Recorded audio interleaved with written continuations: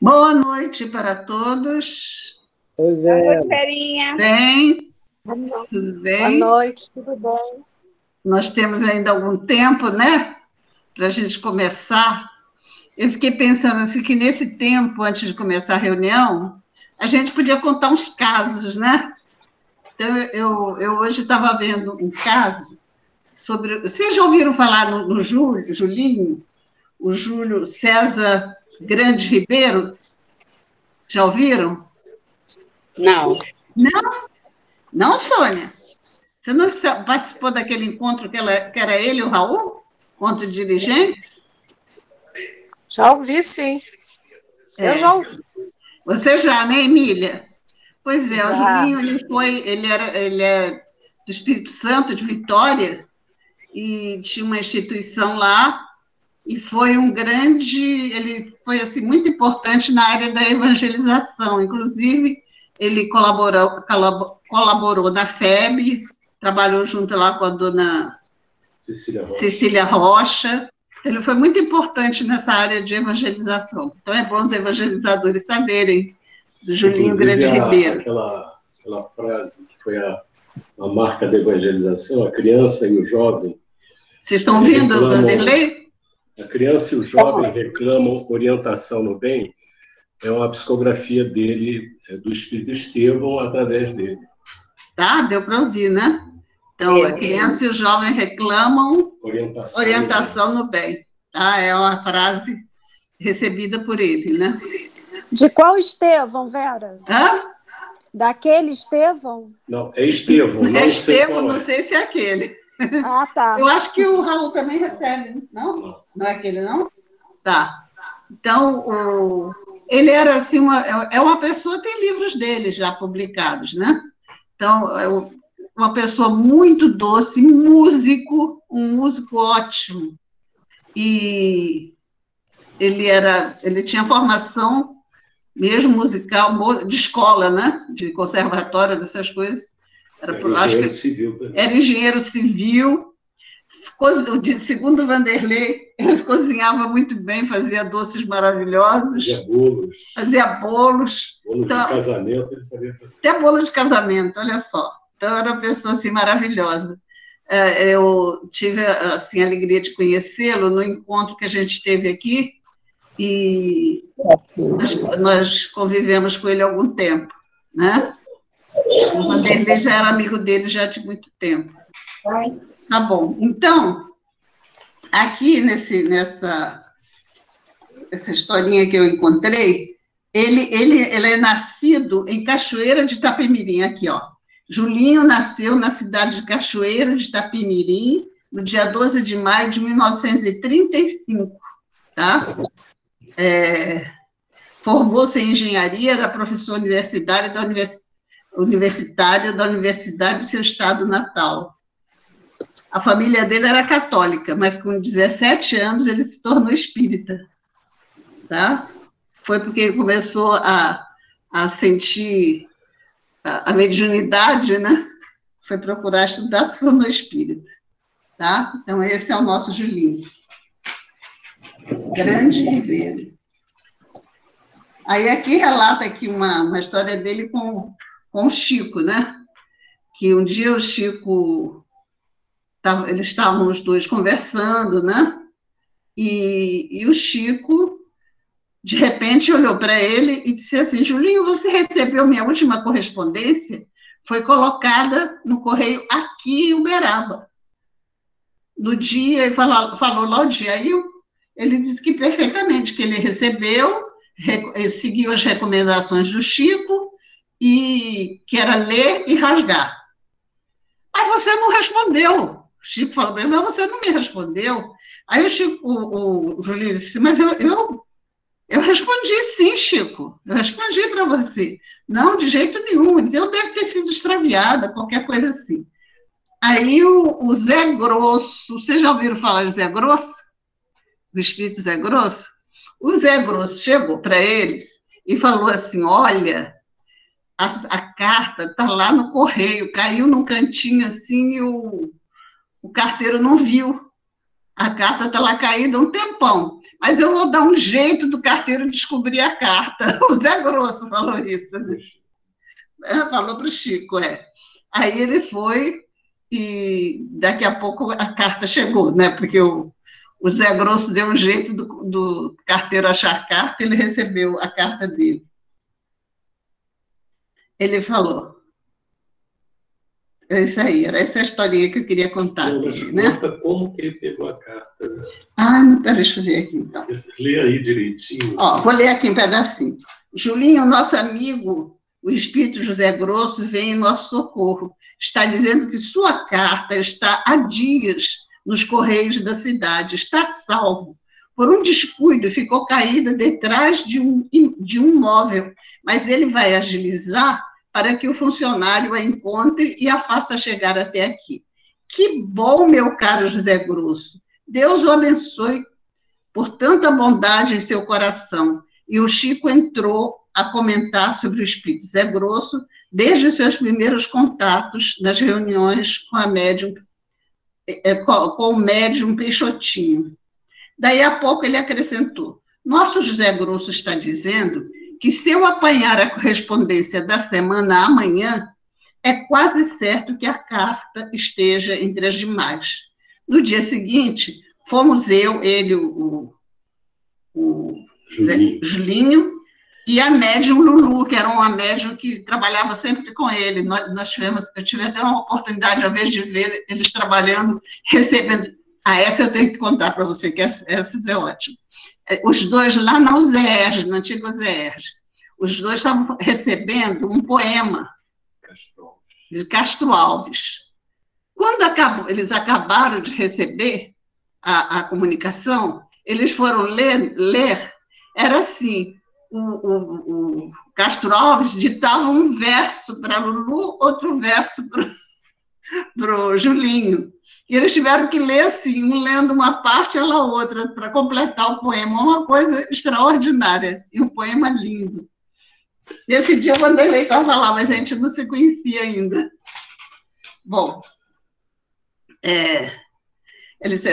no dia seguinte, fomos, eu e a médium Lulu, Maria de Lourdes Cordeiro Silva, para a residência de Chico Xavier. Muito carinho, gentilezas. Chico serviu-nos biscoitos e, em dado momento, um jovem retorna da cidade com 2 bolsas de couro cru abarrotadas de correspondência de todo o Brasil, endereçadas à Caixa Postal 56 de Uberaba. Uma montanha de cartas. Aí diz-nos o Chico, o José Grosso está aqui, Julinho. Afirma que sua carta veio e recomenda que eu a apanhe antes que os companheiros venham para me auxiliar.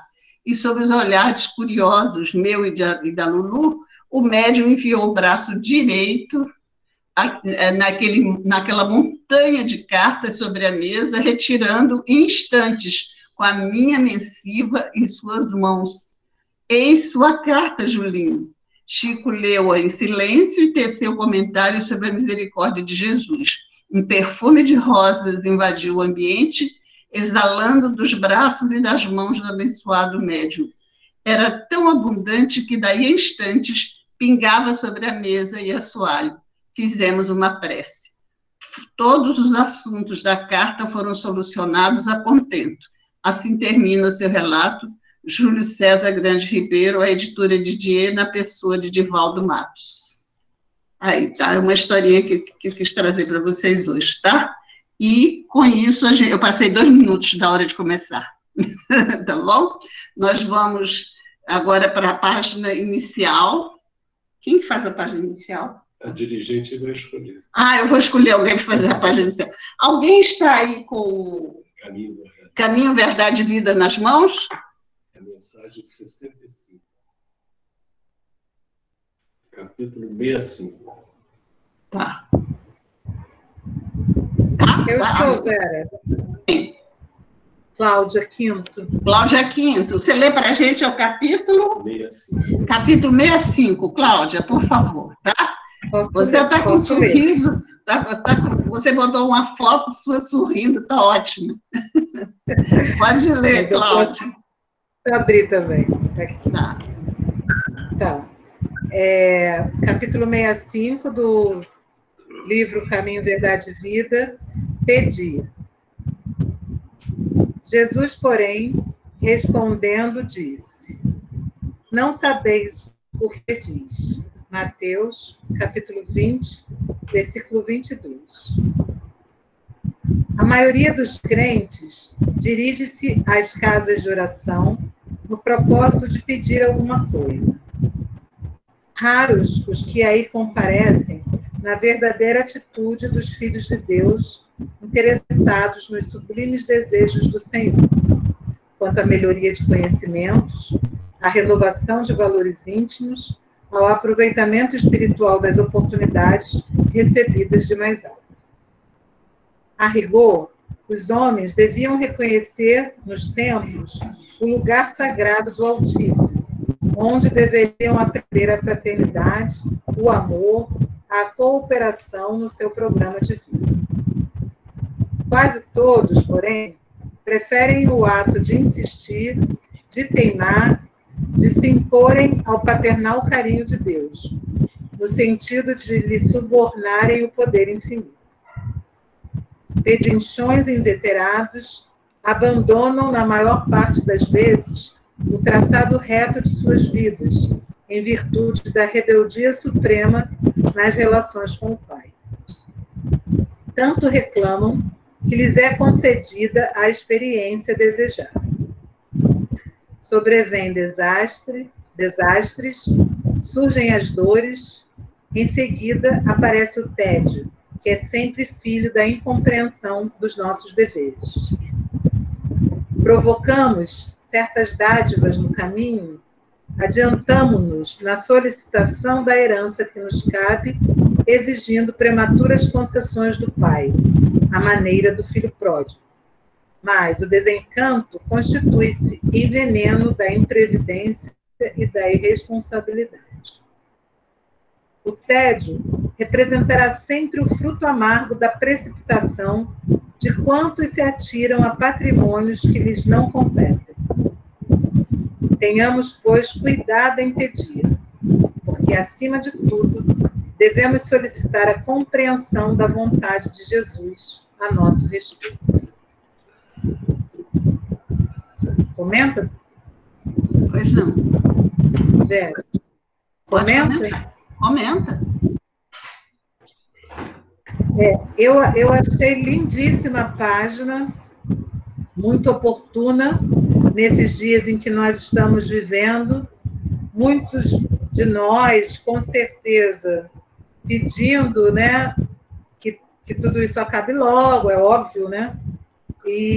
Mas, assim, ficou para mim a reflexão de como a gente, às vezes, a maioria das vezes, pede sem consciência, né? A gente pede aquilo que a gente ainda não está preparado para receber. E para mim, assim, o que mais me tocou foi esse parágrafo aqui que Emmanuel fala: sobrevêm desastres, surgem as dores, em seguida aparece o tédio, que é sempre filho da incompreensão dos nossos deveres. Então, por muito não sabermos pedir, muitas vezes, por conta do que pedimos, esses desastres sobrevêm e as dores, a insatisfação e esse tédio. Então, eu acho que é muito para a nossa reflexão, que nós possamos pedir aceitação, resignação, compreensão daquilo que nos cabe, né? E buscar esse conhecimento íntimo, para a gente poder entender aquilo que nos chega. É isso. Obrigada. Obrigada a você. Gente, agora vamos pensar naquelas pessoas que nós gostaríamos de beneficiar, né? Assim, no fundo de nossos corações, na certeza de que eles serão atendidos. E nós vamos pedir... Deixa eu ver a quem que eu vou pedir. Eu vou pedir ao Jorge para fazer a nossa prece inicial, tá, Jorge? Tá bom, Vera.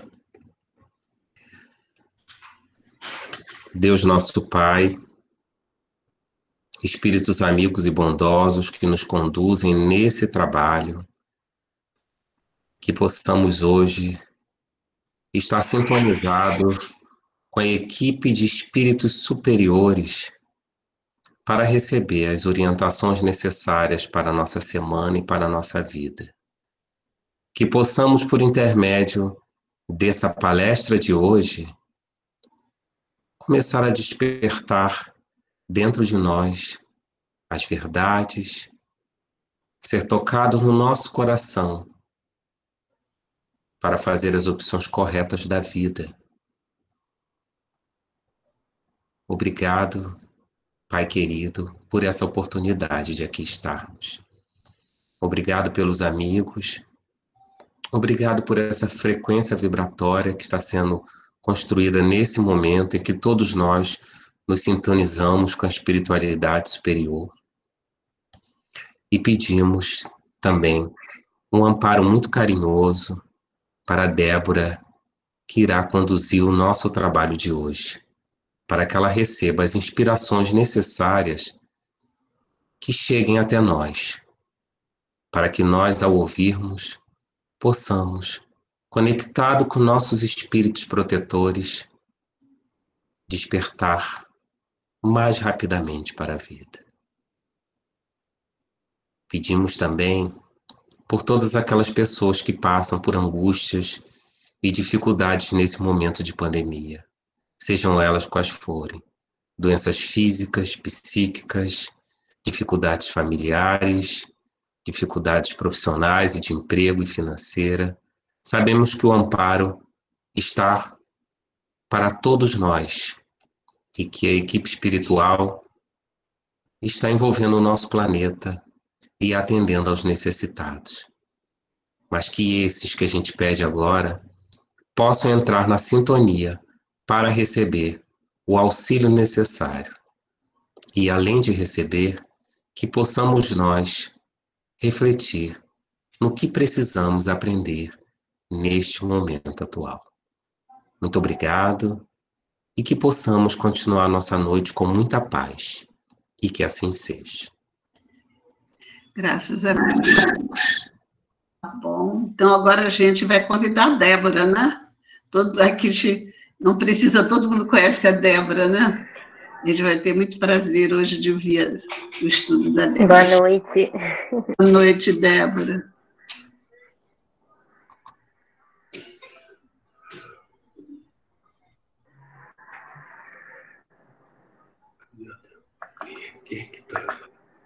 Bom, só um minuto que eu vou compartilhar aqui minha tela, gente. Vou achar ela aqui. Quem é a Débora? É, porque ela que vai compartilhar. Eu quero ver mais coisas. Ver se ele entra aí. Eu devo estar aparecendo 2 vezes, que eu estou pelo computador e pelo celular. No computador vai ficar a minha tela com os slides. Tá 2 vezes. E pelo celular eu vou falar. Bom, como a Vera disse, né? Eu sou a Débora. Estou com muita saudade de todos. Muito bom ver rostos que eu não vejo há muito tempo. E o nosso tema que a gente vai estudar hoje é o item 20 do capítulo 5 do Evangelho. A felicidade não é deste mundo. Bom, né, quando a gente pensa nesse tema, quando a gente pensa em felicidade, a gente vê que é algo que está e sempre esteve no centro de discussões dos mais diversos pensadores, dos mais diferentes ramos do conhecimento, desde a antiguidade até os dias de hoje, né? Então, a felicidade é um assunto que vem sendo estudado e pensado há muito tempo. Afinal, se eu falar assim, levanta o dedo, quem quer ser feliz? Aposto que vai todo mundo levantar o dedinho, né? Não acredito que tenha ninguém que fale que não queira ser feliz. Então, uma coisa, né, que a gente pode concluir é que todos queremos ser felizes, né? A busca pela felicidade faz parte do ser humano, faz parte da nossa vida enquanto espírito. Bom, E qual é o conceito de felicidade, né? O que é felicidade? Se a gente for fazer também uma enquete, né?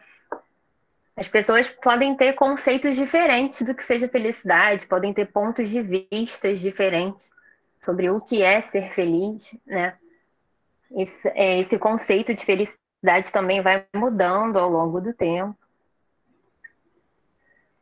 Podem ser coisas, podem ser formas de vida, pode ser muito variado, né? Bom, eu fui lá no dicionário, né, no Michaelis, e ele traz como felicidade, primeiro, né, o estado de espírito de quem se encontra alegre ou satisfeito, alegria, contentamento, fortúnio, júbilo. Ou dois, né, acontecimento ou situação feliz ou alegre, sorte, sucesso, ventura. Então, o conceito de felicidade, ele vai estar relacionado, né, o significado da palavra, a uma alegria, um contentamento, uma sorte, um sucesso. Como eu estava dizendo, né, esse assunto não é um assunto novo. Há muito tempo vem se estudando sobre felicidade, e aí eu fui pesquisar um pouquinho sobre isso, né? E aí eu achei alguns pesquisadores, né, falando que Sócrates já pensava, né, na verdade antes dele, mas ele trouxe o que eles chamam de novo rumo à compreensão da ideia de felicidade. Por quê? Porque na antiguidade, a felicidade, até antes disso, ela estava ligada muito às suas conquistas, né? Não que esse conceito tenha sumido não, tá, gente? É só porque ele trouxe uma nova visão. Então vamos supor, se você era um guerreiro, né? Como você era feliz? Você era feliz ganhando as suas batalhas. Tanto é que se você fosse um guerreiro e você morresse em casa, né, não era considerado como um grande feito. Quem tinha a vida perfeita, né, para um guerreiro, era aquele que morria na batalha, que dava sua vida pelo povo, né? Então tinha esse conceito assim de felicidade, né? Então Sócrates deu um novo rumo à compreensão da ideia de felicidade, postulando que ela não se relacionava apenas às satisfações dos desejos e às necessidades do corpo, né? Então, não é a realização da sua vontade, do que você está com vontade no momento. Para ele, o homem não era só corpo, mas principalmente a alma. Assim, a felicidade era o bem da alma, que só podia ser atingido por meio de uma conduta virtuosa e justa. Então, olha que legal, ele vem trazendo aí uma compreensão mais espiritual, né, para essa ideia de felicidade, que até então era muito atrelado à realização dos seus desejos, né? E será que se a gente realizar tudo que a gente tem vontade, é ser feliz? Será que o caminho é esse? Já Aristóteles, né, ele traz uma nova visão. Não que ele venha negar o que Sócrates disse, né, até porque ele teve muita influência do Sócrates na sua formação, né, por causa de Platão, mas ele reconhecia a necessidade de elementos básicos para essa conquista da felicidade, né? Então, Aristóteles vai trazer alguns elementos, como ter uma boa saúde, que está relacionado a ser feliz, né? A liberdade, ao invés da escravidão, ou seja, um escravo nunca poderia ser feliz, né, na visão. E uma boa situação socioeconômica. Então, seria necessário um conjunto de elementos, né, na vida da pessoa para fazer com que ela seja feliz, né? Então, são algumas ideias, né? E depois, ao longo do tempo, isso foi mudando e a gente ainda vai conversar mais um pouquinho, né, sobre isso. Mas antes da gente, de fato, começar a conversar, uma das coisas que eu fiquei pensando, né, que a gente até na evangelização trabalha bastante com as crianças, por que a gente foi criado, né? Então, na pergunta 115 do Livro dos Espíritos, Kardec pergunta o seguinte: dos espíritos terão sido criados bons e outros maus? Né? O Kardec queria saber, na verdade, se Deus teria criado um grupo de espíritos bons e um outro grupo de espíritos maus. E os espíritos respondem que Deus criou todos os espíritos simples e ignorantes. isto é, sem saber. A cada um deu determinada missão, com o fim de esclarecê-los e de os fazer chegar progressivamente à perfeição, pelo conhecimento da verdade e para aproximá-los de si. Nesta perfeição é que eles encontram a pura e eterna felicidade. Passando pelas provas que Deus lhes impõe, os espíritos adquirem aquele conhecimento. Uns aceitam submissos essas provas e chegam mais depressa ao seu destino final. Outros só a suportam murmurando e, assim, por sua culpa, permanecem afastados da perfeição e da prometida felicidade. Ou seja, Deus nos criou simples e ignorantes, mas com um objetivo. Né? Qual é a finalidade disso? A finalidade é que a gente se esclareça e que progressivamente a gente chegue à perfeição. Né? E essa perfeição é justamente onde nós vamos encontrar a pura e eterna felicidade. Então, o conceito de ser plenamente feliz vai estar relacionado com o nosso grau de evolução. E nós temos uma destinação, né? Nós fomos destinados a sermos felizes, a sermos perfeitos.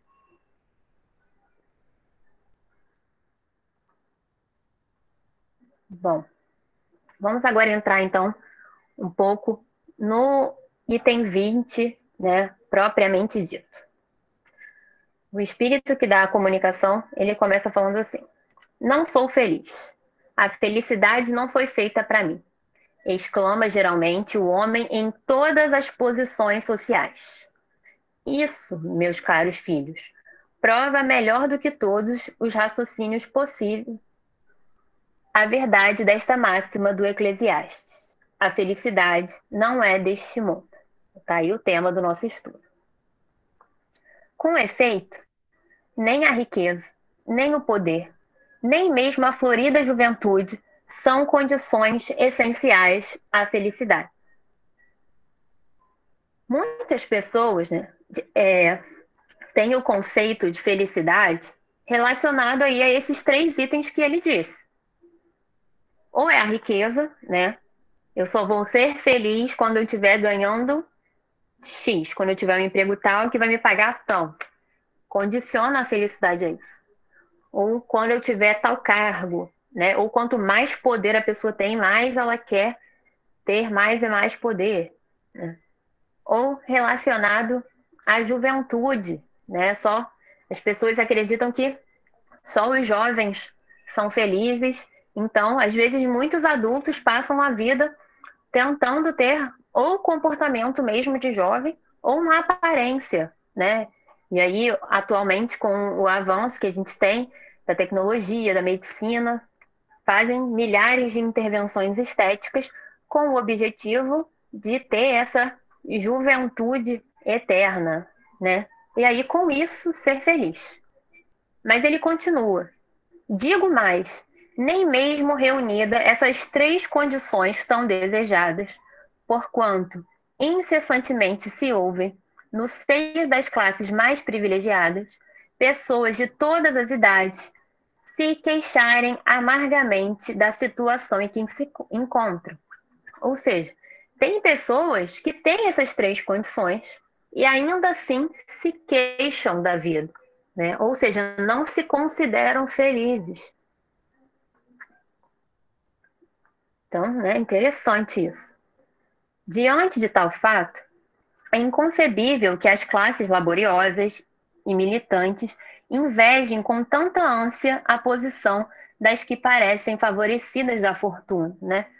Não faz sentido as classes que não pertencem a esses grupos privilegiados, né, entre aspas, sentirem inveja ou fazerem do foco da vida esses pontos, né? Já que essas pessoas não são felizes, não se dizem felizes. Então, por que a gente se desgasta tanto? Né? Se as pessoas, no geral, não se consideram felizes, mesmo tendo tudo para serem pessoas afortunadas, têm posses, têm bens, né? E não se consideram pessoas felizes. Eu sempre, né, lembro da Maria de Magdala. Ela, tudo bem, não levava uma forma de vida que era considerada, né, socialmente, mas ela tinha posses, muitas posses, criado, vivia em festas. E, no entanto, era profundamente triste, se sentia profundamente vazia. Faltava alguma coisa na vida dela, que nada daqueles bens materiais que ela tinha preenchia aquele vazio que ela sentia. Faltava alguma coisa para ela ser feliz, né? E pensando aí nessa linha de felicidade, eu achei um estudo feito pela Universidade de Harvard, que justamente pesquisa sobre felicidade.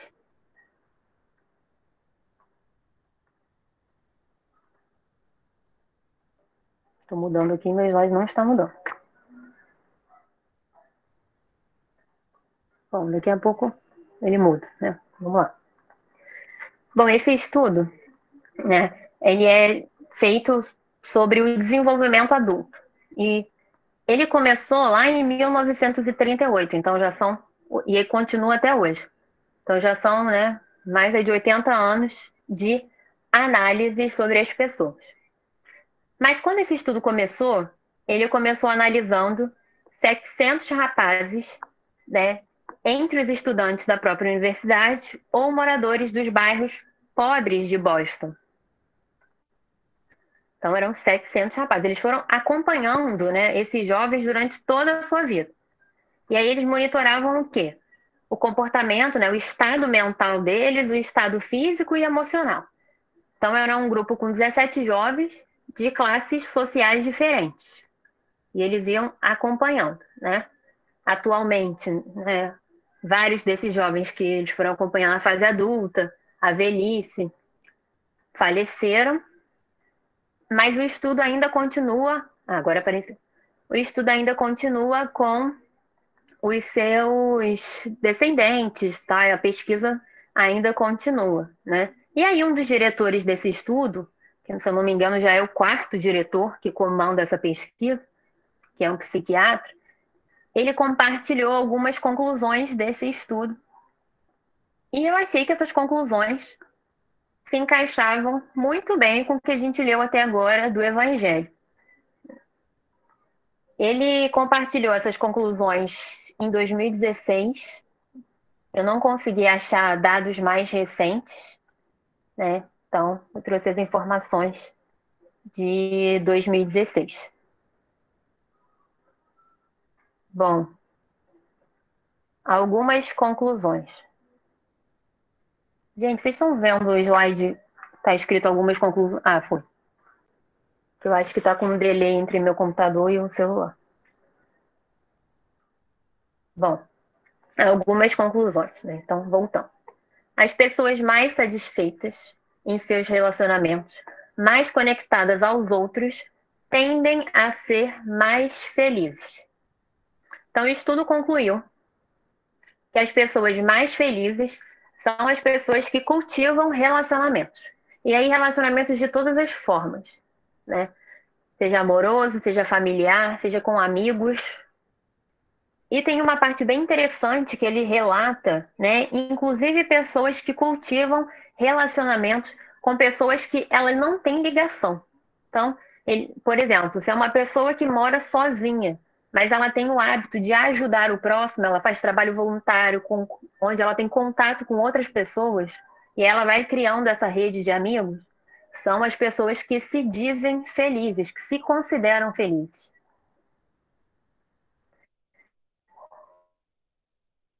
E aí ele diz, né? Não se trata de ser feliz em todos os momentos, porque isso é impossível. E todos nós temos dias, semanas ou anos difíceis. Então, mesmo essas pessoas que se consideram felizes, elas não são felizes o tempo todo.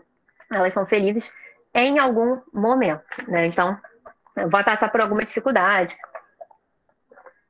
que não vai fazer com que elas sejam felizes sempre. Mas olha só, esses outros 2 pontos, como tem muito a ver com o que a gente vem conversando até agora.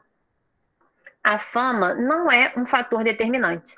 Há celebridades felizes e infelizes. A pesquisa conclui, né, que aqueles que conquistaram a fama não necessariamente são felizes.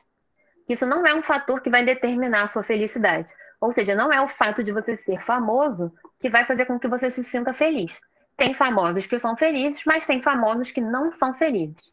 E a mesma lógica se aplica ao dinheiro. O aumento da renda não necessariamente traz felicidade, né? Ou seja, tem pessoas que têm dinheiro e são felizes, se consideram felizes. Tem pessoas que têm dinheiro, mas se consideram infelizes. Tem pessoas que não têm dinheiro e se consideram felizes, como tem pessoas que também não têm dinheiro e não se consideram felizes, né? E aí ele diz: nós não estamos dizendo que você não pode querer ganhar mais dinheiro ou estar orgulhoso do seu trabalho, mas é importante não esperar que a sua felicidade dependa dessas coisas, né? Ou seja, você pode sim querer almejar uma posição melhor, ganhar mais dinheiro, ter um bom trabalho, mas não ache que a felicidade vai vir disso, né? Ou somente disso. Que o segredo da felicidade não está relacionado a isso, né? Eu achei bem interessante essa pesquisa. Acho que ela traz dados bem legais, né? A gente vê que não é a nossa posição social, não é o que a gente tem, não é isso que vai determinar a nossa felicidade, né? Voltando aí lá para o texto do Evangelho, ele continua assim: neste mundo, por mais que faça, cada um tem a sua parte de labor e de miséria, sua cota de sofrimento e de decepções, donde facilmente se chega à conclusão de que a terra é lugar de provas e expiações. Então, a gente sabe que tem as categorias de mundo, né? E que a Terra é classificada como um mundo de provas e expiações.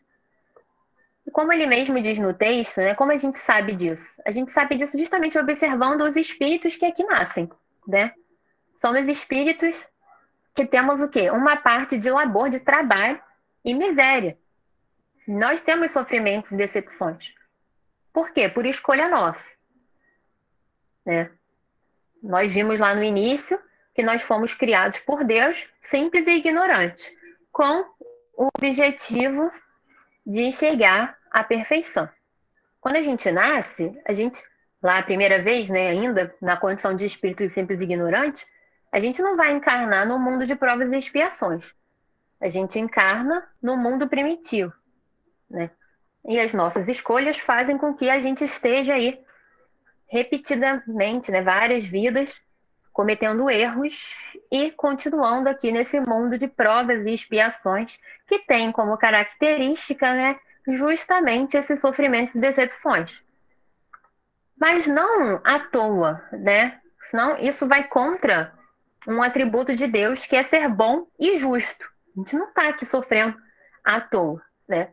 Como está no capítulo 3 do Evangelho, no item 15, Santo Agostinho diz o seguinte: a Terra, conseguintemente, oferece um dos tipos de mundos expiatórios, cujas variedades é infinita, mas revelando todos como caráter comum, o servirem de lugar de exílio para espíritos rebeldes à lei de Deus. Então, a Terra é um mundo expiatório.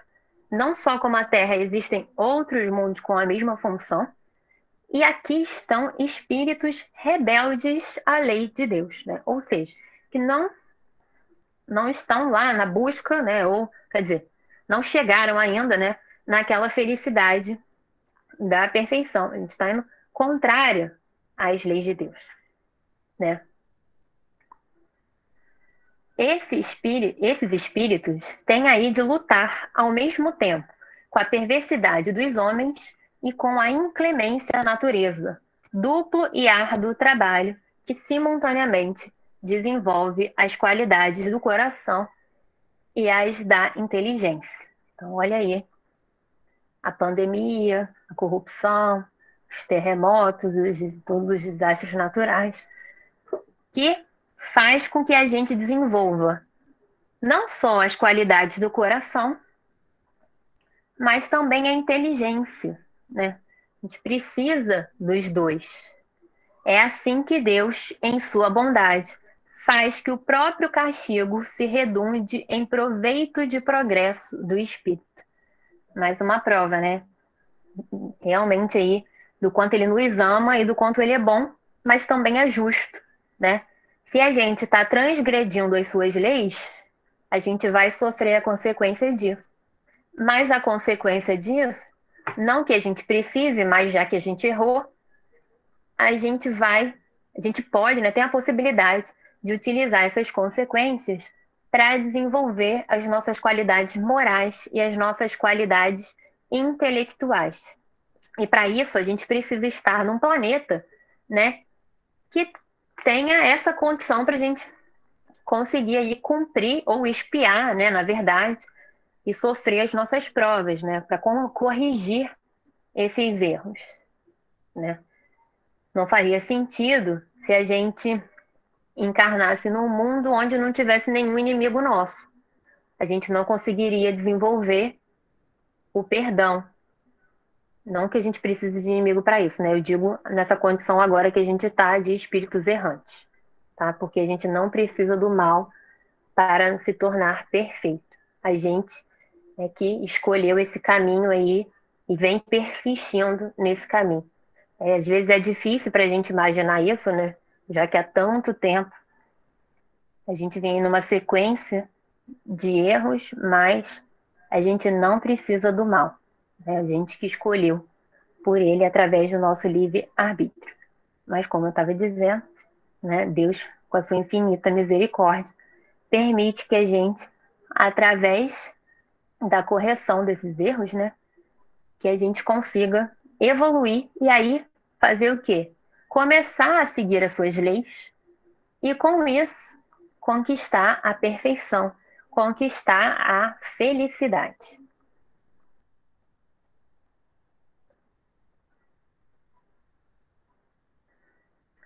Então, ele continua, né? Um pouco mais ainda com o texto.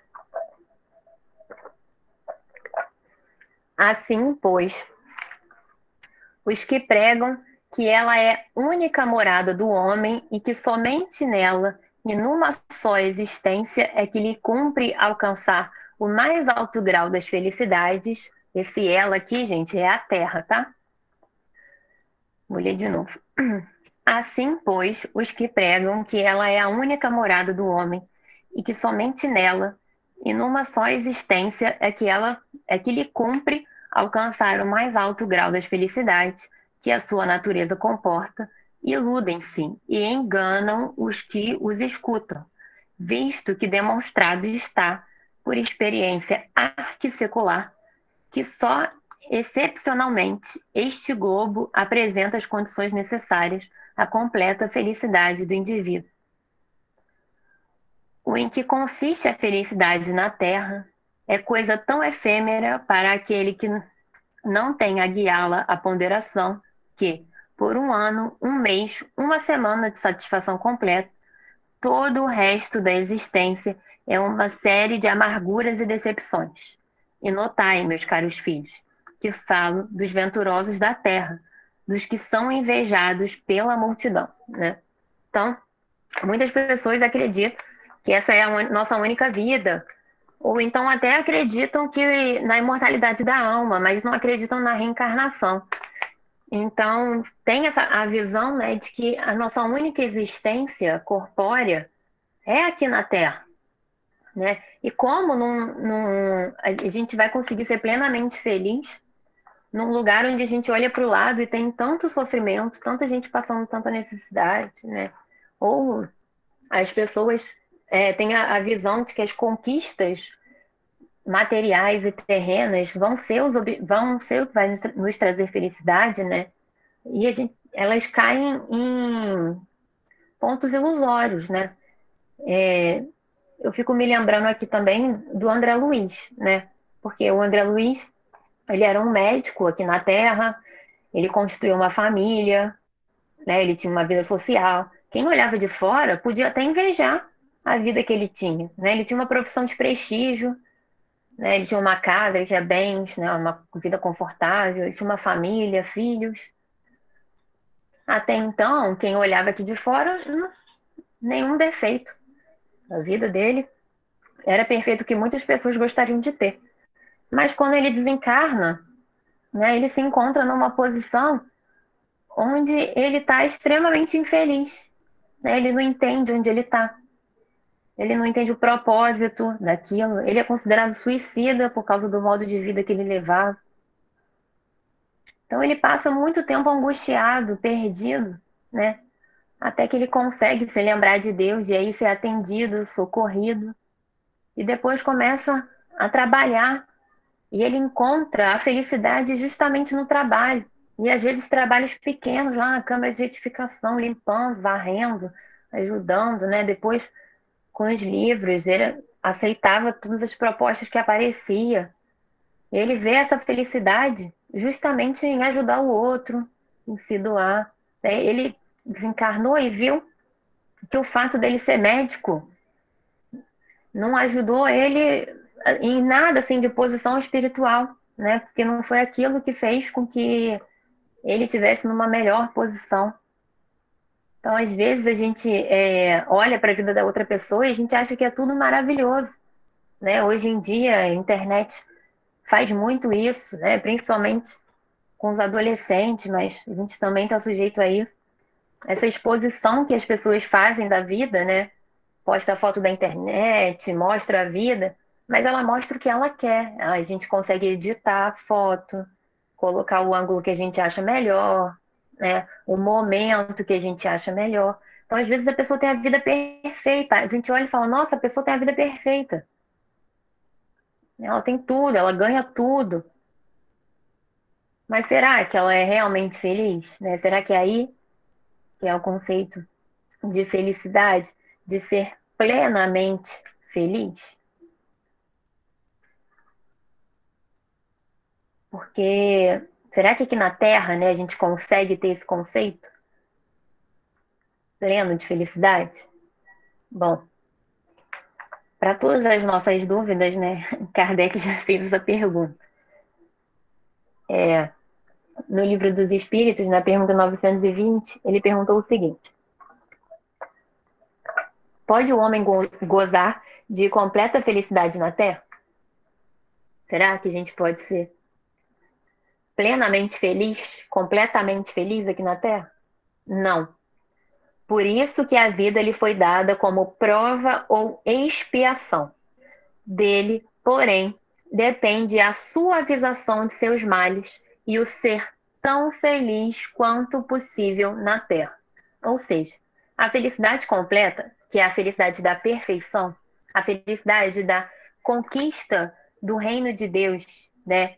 Que Jesus veio aqui nos ensinar o caminho, que nos ampara a todo momento, que desde o processo de criação da Terra, ele vem acompanhando, depois encarnou aqui na Terra para nos mostrar na prática, né, o que é colocar essas leis de Deus em prática e aí sim conquistar esse reino de Deus nos nossos corações, conquistar o reino dos céus no nosso coração, né?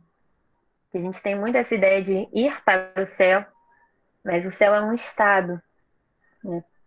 Que a gente vai construindo dentro de nós, que é essa felicidade verdadeira, plena. Essa felicidade não tem como a gente viver aqui num mundo de provas e expiações, porque é um mundo onde as pessoas sofrem. Mas, né, porém, depende dele, ou seja, depende de nós, a suavização de seus males, né? Então não é tipo, aqui está infeliz, vamos ser infeliz. Não, não é isso. A gente vai ter as provas para passar por elas. A gente tem as consequências dos nossos atos que a gente já fez.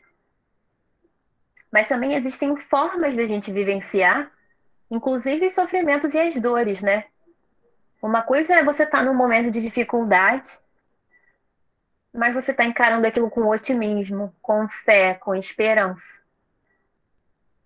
Outra coisa é você encarar aquilo murmurando, reclamando o tempo todo, tratando todo mundo mal.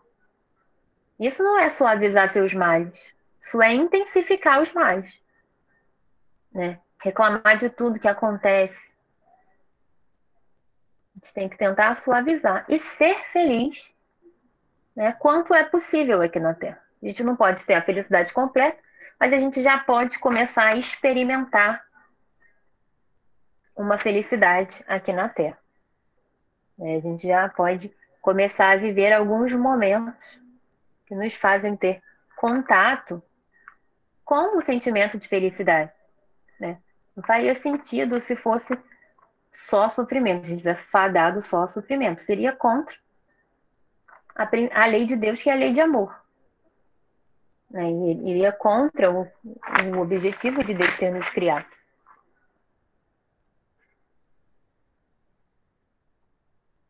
Minha apresentação caiu? Caiu. Vou compartilhar de novo. Eu caí aqui no computador. Só um minutinho que eu tô voltando.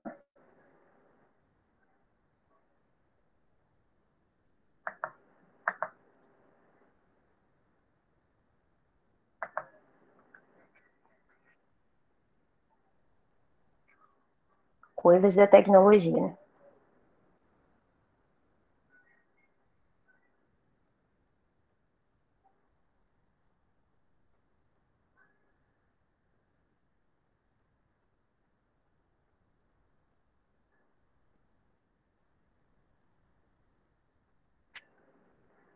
Agora voltou, né?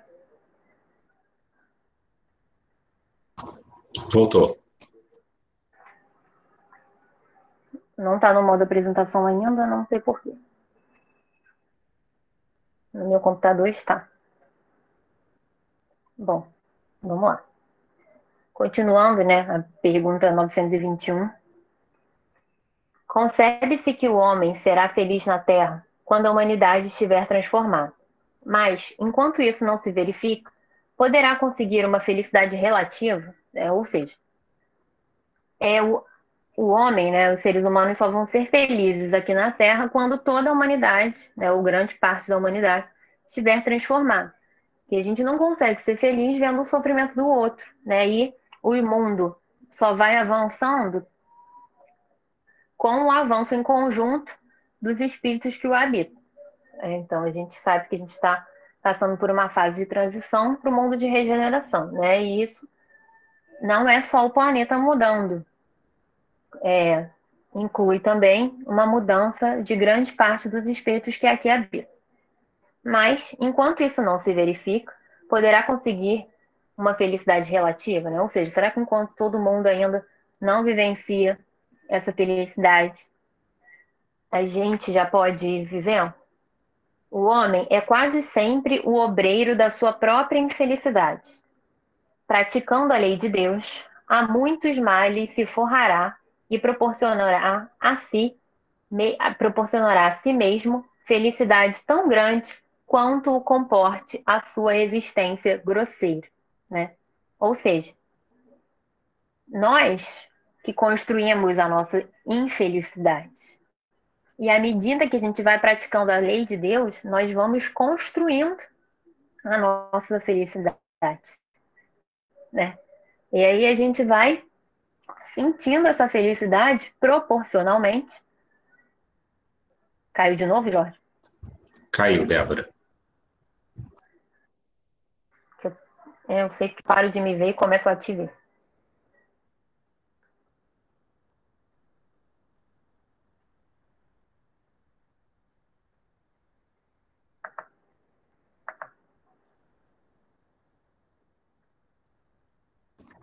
Vê se fica ruim continuar sem ela. Tá no final? Porque ela não entrou no modo Ainda falta um pouquinho. apresentação.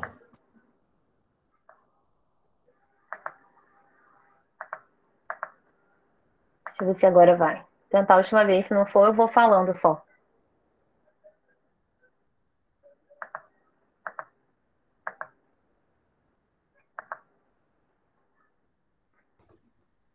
Bom, vou continuar lendo, tá? Por causa do tempo. E no comentário de Kardec, né, ele diz o seguinte: aquele que se acha bem compenetrado do seu destino futuro não vê na vida corporal mais do que uma estação temporária, uma como parada momentânea em péssima hospedaria.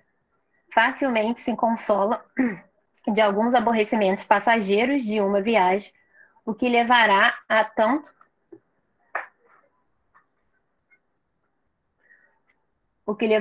tanto melhor posição, quanto melhor tenha cuidado dos preparativos para empreendê-la, né? Ou seja, quando a gente tem a compreensão da vida futura, né, do que nós estamos destinados, mas aí eu digo compreensão de verdade, a gente, né, dentro de nós a gente tem essa certeza construída de que somos espíritos imortais e que somos criados para construir e conquistar essa perfeição e aí sermos felizes, né? As dificuldades a gente encara como algo que a gente sabe que vai passar, né? Porque normalmente quando a gente está com algum momento de sofrimento, a gente acha que aquilo vai durar para sempre, que o mundo acabou ali, e não é bem assim, né? Quando a gente tem essa crença, né, mortalidade da alma, tudo isso torna-se algo realmente passageiro. Na questão 922, Kardec pergunta: a felicidade terrestre é relativa à posição de cada um. O que basta para a felicidade de um constitui a desgraça de outro. Haverá, contudo, alguma soma de felicidade comum a todos os homens, né? Ou seja, tem alguma coisa que é em comum à felicidade de todos? E os espíritos respondem: com relação à vida material, é a posse do necessário. Com relação à vida moral, a consciência tranquila e a fé no futuro.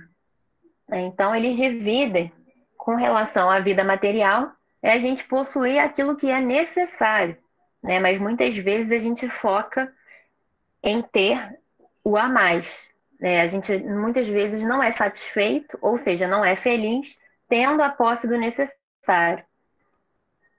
E com relação à nossa vida moral, né, é justamente a gente ter a consciência tranquila. Na nossa consciência está gravada as leis de Deus. Então, para a gente ter a consciência tranquila, a gente tem que agir em conformidade a essa lei. E ter uma fé no futuro. Bom, caiu de novo, né? Eu vou lendo daqui então, tá? Lá, ou seja, né? As condições materiais, elas não acompanharão o espírito na sua partida para o mundo espiritual, né? Quando a gente desencarnar, o que a gente conquistou aqui na Terra, a gente não vai levar no sentido de conquista material. A gente vai levar o que a gente conquistou moralmente, né? E lá no Evangelho de Mateus, no capítulo 6, diz o seguinte: não ajunteis para vós tesouros na terra, onde a traça e o caruncho os corrói, e onde os ladrões arrombam e roubam. Mas ajuntai para vós tesouros no céu, onde nem a traça, nem o caruncho corrói, e onde os ladrões não arrombam nem roubam. Pois onde está teu tesouro, aí estará também o teu coração. Então, Jesus já nos diz que o tesouro material que a gente junta aqui na Terra, esse tesouro pode ser tirado de nós. Essas posses podem ir embora. A gente pode sofrer alguma coisa que faça com que a gente perca esses bens, né? E muitas vezes as pessoas, quando passam por essas situações, encaram que ali a sua vida acabou, porque perdeu aqueles bens. Mas o tesouro verdadeiro, né, o tesouro da nossa alma, o que a gente constrói no nosso coração, é o que a gente deve focar. Porque justamente esse tesouro ninguém pode tirar, né? A conquista das virtudes é algo que fica com a gente eternamente, né? No capítulo 16 do Evangelho, Kardec diz o seguinte: ponderai sobretudo que há bens infinitamente mais preciosos do que os da terra. Desapego aos bens terrenos consiste em apreciar a riqueza no seu justo valor, em saber servir-se dela em benefício dos outros, e não apenas em benefício próprio, né? Então, ou seja, há riquezas muito maiores do que a riqueza material, né? E às vezes a gente vê pessoas que não têm praticamente nada de riqueza material e são extremamente felizes. Por quê? Porque elas, inclusive, sabem dividir o pouco que ela tem com os outros. O pouco de material e, às vezes, a grandeza moral que muitas dessas pessoas têm, e elas doam isso ao próximo. Elas não usam isso só a benefício próprio, né? Porque quando a gente tem uma riqueza, seja ela material, uma riqueza intelectual, né? A gente tem que compartilhar. É para isso que serve, para a gente saber doar, passar aos outros, não guardar só para a gente. Naquela pesquisa, né, que eu fiz sobre o conceito de felicidade, que até trouxe do Sócrates, Aristóteles, eu achei um artigo, né, que chama A Felicidade em Santo Agostinho. E é muito legal. Ele foi publicado até num congresso, são de uns pesquisadores, que eles vão traçando o conceito de felicidade com algumas falas do Santo Agostinho. E aí, Santo Agostinho definia que a vida feliz era assim: o perfeito conhecimento de Deus. Por isso, ele não faz consistir a felicidade na posse ou no gozo de qualquer bem criado, mas só na posse ou gozo do bem absoluto e perfeito, né? Então, para Santo Agostinho, né, ele considerava que Deus é o princípio de tudo. E ele dizia que procurar Deus é o mesmo que procurar a felicidade. Não foi para isso que a gente foi criado? Não estava lá no início, quando eu trouxe a resposta dos espíritos, né? Santo Agostinho já dizia isso sabiamente. Pois para ele, né, ele considerava que a verdadeira felicidade só poderia estar em Deus. E aí tem uma frase dele que diz o seguinte: eis, sem nenhuma dúvida, a vida feliz, e essa vida é perfeita. Tenhamos confiança de que poderemos ser levados a ela, prontamente, graças à fé sólida, à alegre esperança e à ardente caridade. Então ele traçava que esse era o caminho para a gente conquistar a vida perfeita. E a vida perfeita é sermos felizes, né? Conhecendo Deus. Eu achei muito, muito legal isso.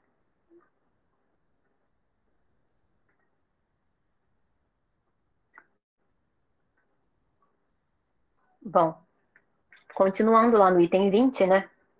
Ele diz o seguinte: conseguintemente, se a morada terrena são peculiares as provas e a expiação, forçoso se admita que, algures, moradas há mais favorecido, onde o espírito, conquanto aprisionado, ainda numa carne material, possui em toda a plenitude os gozos inerentes à vida humana. Tal razão porque Deus semeou no vosso turbilhão esses belos planetas superiores, para os quais os vossos esforços e as vossas tendências vos farão gravitar um dia, quando vos achardes suficientemente purificados e aperfeiçoados, né? Então, não só a gente não encarna apenas uma vez aqui na Terra, como à medida que a gente vai evoluindo, a gente encarna em outros mundos, né? Afinal, Deus não criou nada à toa, que fique parado ou que seja inútil. Tudo tem uma utilidade.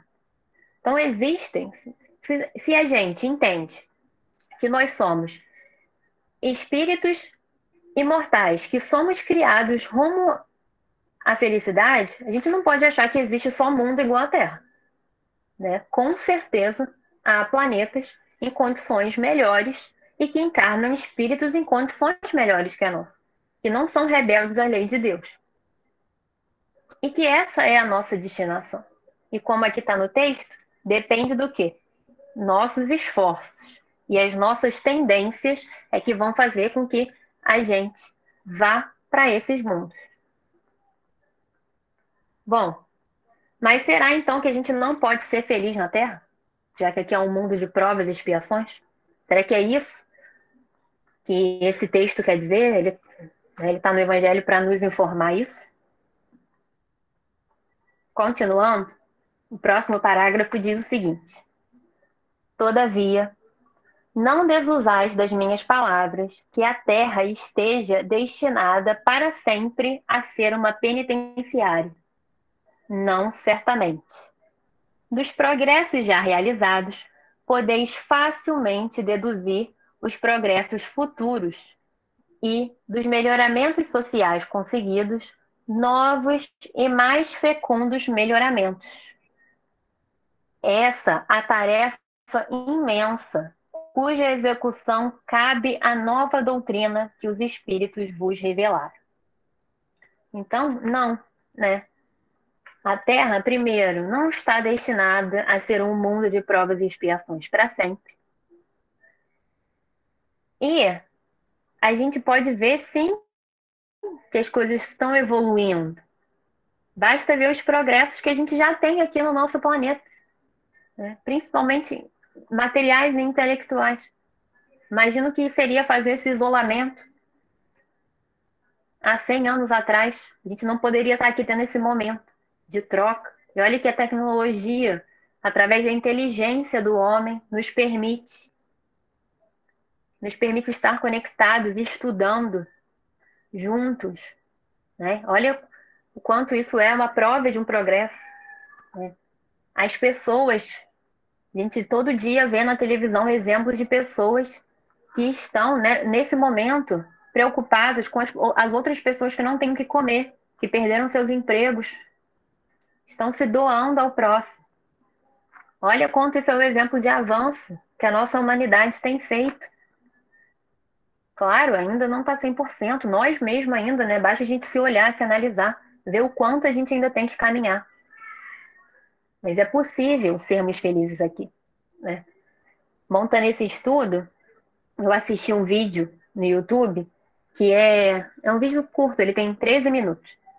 Mas é uma fala do Raul Teixeira justamente sobre esse ponto.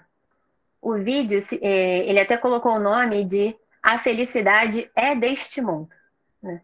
E não que ele vá contra o que está sendo falado no Evangelho, longe disso, né? Mas ele vem trazendo justamente que é o nosso dever buscar a felicidade, né? Porque Deus nos criou para sermos felizes.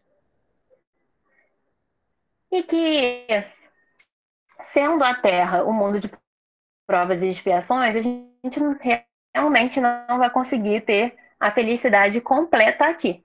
Mas isso não quer dizer que a gente não possa ser feliz, né? Como os espíritos disseram.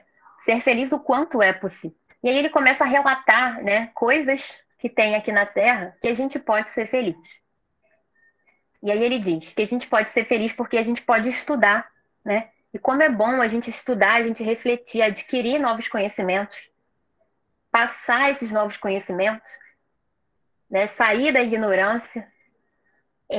Uma coisa também que me deixa muito feliz é perceber o quanto que a gente ainda tem para estudar, né? Que a gente pode dominar cada vez mais coisas, né? E aí ele diz o quanto é bom a gente conhecer outras culturas, a gente viajar, de comer comida diferente, conhecer gente de outro lugar. Ter o conforto, né, da nossa casa. Isso é bom, procurar ter uma casa, um emprego, nos sustentar. Isso é bom, isso é importante. Afinal, a gente está aqui encarnado, vivendo na matéria, a gente precisa disso, né? Isso são exemplos de felicidade que a gente pode desfrutar aqui na Terra. E ele completa falando ainda mais, né? Ele diz da felicidade que é da gente poder cultivar amigos. Não só ter amigo, mas ser amigo. Isso é muito bom.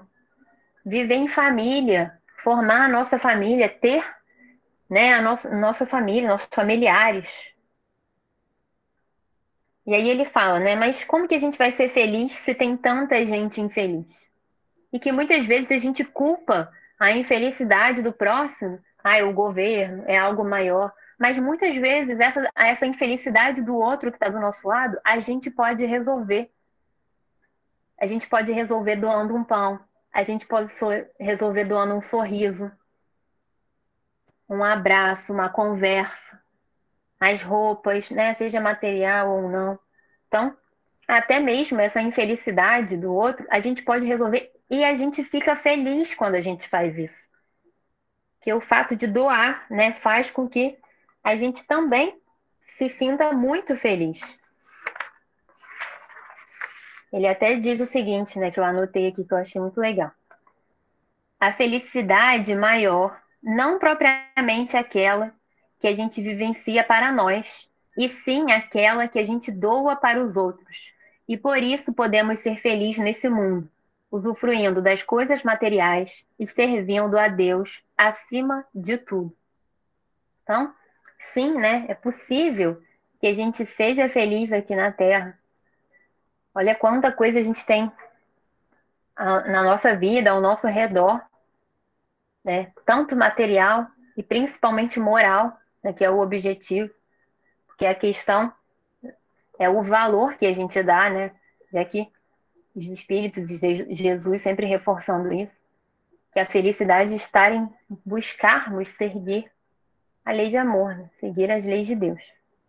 Então é isso que vai nos tornar plenamente felizes, né? E podendo compartilhar com o outro todo o nosso conhecimento, tudo isso que a gente adquiriu. E isso não precisa esperar a gente desencarnar, não precisa esperar a gente ir para outro mundo. A gente já pode começar a viver esses momentos de felicidade aqui na Terra, né? Na evangelização, a gente está estudando o Pai Nosso. E justamente, a gente está estudando cada trechinho do Pai Nosso. Primeiro a gente estudou Pai Nosso e agora a gente está estudando que estás no céu. E justamente na semana passada e na reunião de hoje, né, que eu não estou presente, mas estava no planejamento, a gente vem conversando com as crianças sobre o conceito de céu, né? E aí a gente traz essa ideia de céu, é o estado que a gente constrói dentro de nós, da conquista do reino dos céus no nosso coração, e não no lugar que a gente vai. A gente até contou a história de uma menina que estava com raiva, pegava o avião e ela continuava com raiva. E aí a gente falava com as crianças, mas ela está no avião no céu, ela não está feliz porque ela está no céu? E aí eles, não, porque entenderam, né? Que não é o lugar que a gente vai, e sim como a gente está no nosso coração. Então é isso que vai fazer a gente ser feliz, né?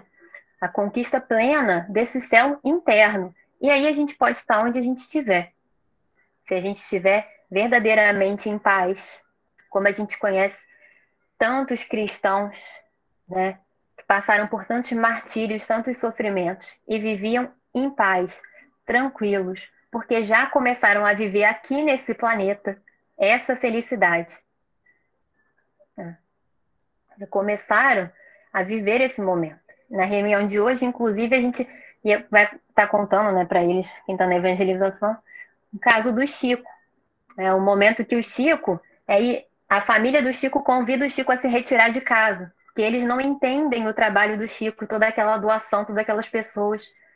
E o Chico, sereno, sorri, abraça os familiares dele, porque o Chico também entende que a família dele ainda não compreende todo aquele trabalho. E ele não fica com raiva, ele não responde, ele sai de casa, continua vivendo a vida dele, continua amando os familiares dele e continua no trabalho, porque ele sabe que ele tem uma tarefa para cumprir, né?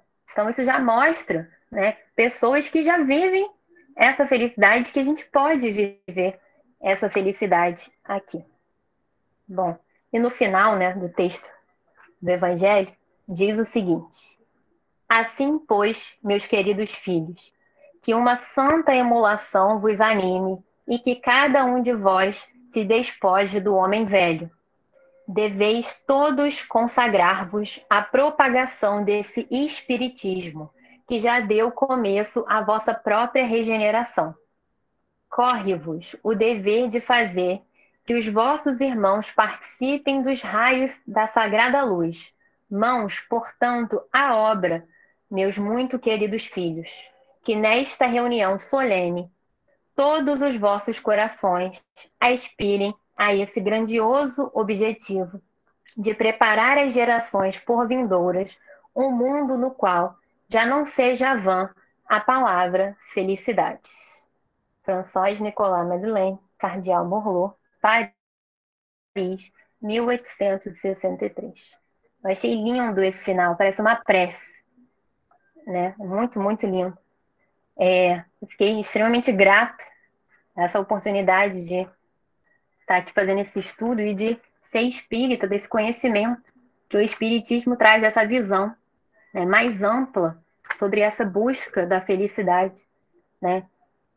Que a gente tem que começar, através do Espiritismo, do que a gente acredita, a fazer a nossa regeneração. Porque esse é o caminho da felicidade, né? Tanto é que ele fala, mãos, portanto, à obra, né? Tem trabalho para a gente fazer, tem muito trabalho, tem um trabalho interno, tem o trabalho com o outro, com os nossos familiares, com as pessoas que a gente não conhece. Tem aí esforço nosso. Mas é à toa esse esforço? Não. Para essa conquista do reino dos céus, conquista da felicidade, né?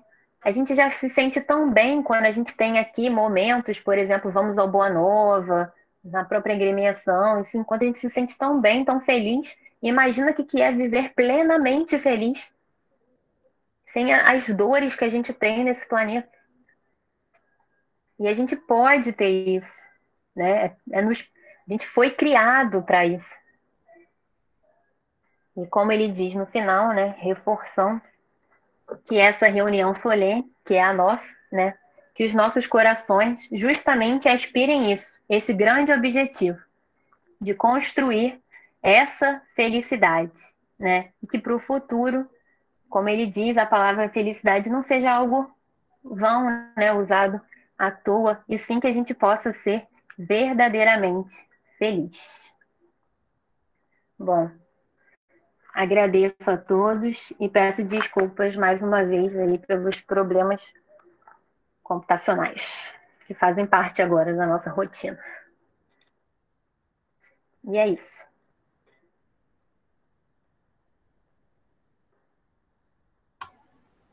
Bom, então chegamos ao final, nós agradecemos a Débora, né, esse estudo tão bom que ela fez, e vamos agora nos preparar para a prece final, pensando naquelas pessoas que nós queremos ainda envolver, né? E eu vou pedir para fazer a prece final o João Emílio. Oi, Vera. Oi, querido. Tá bom.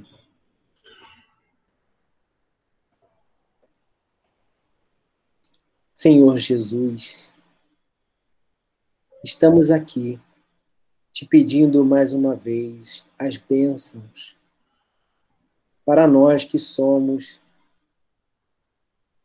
seguidores dessa doutrina bendita que ilumina os nossos caminhos, que clareia a nossa visão para a vida verdadeira, que é a espiritual. Agradecemos imensamente por todos os trabalhadores que vieram antes de nós e pavimentaram essa estrada que estamos seguindo. A todos aqueles que contribuíram com seu trabalho e esforço para que hoje tenhamos as condições que temos. Abençoa, Mestre, as intenções de todos nós de nos transformarmos em bons espíritas, pessoas que lutam contra suas más tendências, que buscam na instrução espírita os códigos que precisamos decifrar para encontrarmos a felicidade dentro do nosso coração. Pedimos a Deus que abençoe o nosso mundo, a todos os governantes, em especial as pessoas afetadas por essa pandemia, sejam eles doentes, desencarnados, os trabalhadores, e a todos aqueles que de alguma forma necessitam de teu amparo, Senhor. Que o Senhor possa trazer a todos a inspiração necessária para encontrar as respostas que cada um de nós necessita, para encontrarmos a paz, mas que com a claridade do estudo do Evangelho possamos ter a certeza de que não há salvação fora da caridade, que precisamos, de alguma forma,